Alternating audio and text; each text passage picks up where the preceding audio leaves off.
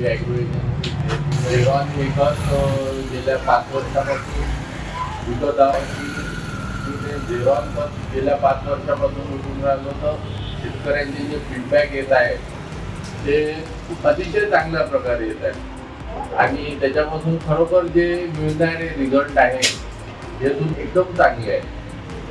तरी माझी अशी शेतकऱ्यांना विनंती राहील की झेरॉन हे खत प्रत्येक शेतकऱ्याने वापरावे आणि ज्यांनी वापर केला नसेल त्यांनी कमीत कमी 2 बॅगचा तरी सुरुवातीला वापर करावा. मग त्यांना रिझल्ट दिसल्यानंतर त्यांनी स्वतः त्याचा वापर करावा. तसेच आता कंपनीने नवीन एक झेरॉन पॉवर प्लस म्हणून अजून नवीन खत आणलेलं आहे सुपर फॉस्फेट.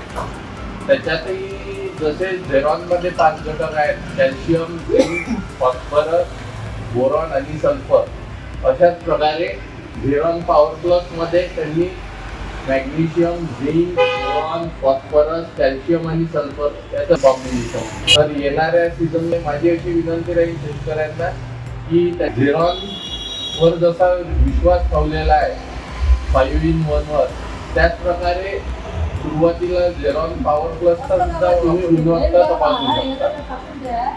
एवढा माझा संदेश राहील. बाकी तर कंपनीबद्दल माझं मत असं वैयक्तिक मत असं आहे की सध्या तरी कंपनी चॅलेंज नाही आहे फॉस्फेटच्या बाबतीत.